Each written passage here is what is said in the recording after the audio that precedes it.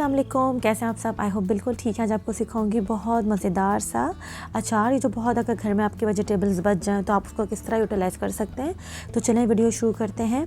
यहाँ मेरे पास बहुत सारी गाजर, फ्रेंच बीन्स और हरी मिर्चें बची हुई थी, तो मैंने उनको मोटा मोटा सा कट कर लिया है। यहाँ देखें मैंने ये जो हरी मिर्चें थी उन्हें लंबाई से कट किया है।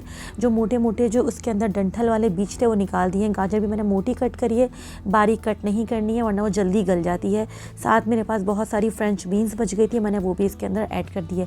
आप चाहें तो इसके अंदर फूल गोभी भी डाल सकते हैं, मटर पसंद है तो वो भी डाल सकते हैं। मेरे पास यही वेजिटेबल बची हुई थी तो मैं इन्हीं को यूटिलाइज़ कर रही हूँ। अच्छा, रिक्वेस्ट क्या आई थी मेरे पास कि आपने जब गाजर का पानी वाला अचार बनाया था उसमें जो मसाला बनाया था क्या हम उससे अचार बना सकते हैं। तो भाई जो मैंने गाजर का पानी वाला अचार सिखाया था वो अचार का मसाला ही था। ये मसाला सिखा चुकी हूँ, चैनल पर रेसिपी मौजूद है, फिर भी आपको लिंक दूंगी, आप डिस्क्रिप्शन बॉक्स में देख लीजिएगा।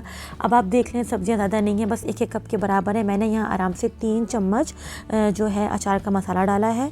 मुझे यहाँ कम लग रहा है, आगे चल के मैं और मसाला इसमें ऐड करूँगी। थोड़ा सा डाल रही हूँ इसके अंदर सरसों का तेल। आप अपने नॉर्मल कुकिंग ऑयल से भी बना सकते हैं। सरसों के तेल से ये होता है कि अचार वाली खुशबू इसमें बहुत अच्छी आनी शुरू हो जाती है। इसको अच्छे से मिक्स कर लेंगे। ज़्यादा भर के तेल नहीं डालना है, बस इसमें इतना ही तेल डालेंगे कि अच्छे तरीके से जो है अचार आपका इसके अंदर अच्छे से मिक्स हो जाए। मसाला मुझे कम लग रहा था तो मैंने यहाँ मज़ीद 2 चमचे और ऐड किया है।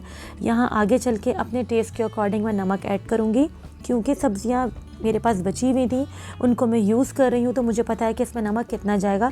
फिर भी मैं आपको क्वांटिटी जो है इसकी मेंशन करूँगी डिस्क्रिप्शन बॉक्स में।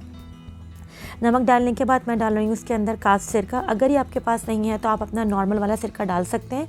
ये सिरका डालने से ये होता है कि बहुत कम जाता है, और जो दूसरा सिरका होता है हमारा वाइट विनेगर जो होता है दूसरा वाला शंग्रीला का, वो डालो ना अगर तो बहुत ज़्यादा खट्टा बन जाता है अचार और वो ज़्यादा भी जाता है। बस आप इसको अच्छे से मिक्स करेंगे। यहाँ देख लें इसमें कितना ऑयल है, कितना मसाला है। 2 से 3 दिन के अंदर ये रेडी हो जाएगा। धूप नहीं लगानी, किचन काउंटर स्लैब पर ही रखें। मज़ेदार सा हमारा ये अचार रेडी हो चुका है। ये रेसिपी ज़रूर ट्राई करें, अपना फीडबैक दें। चैनल पर नए हैं तो सब्सक्राइब किए बगैर नहीं जाएगा। तो फिर अगली रेसिपी तक के लिए सबा फुरकान को इजाज़त दीजिए। दुआ में याद रखिएगा। टेक केयर, अल्लाह हाफ़िज़।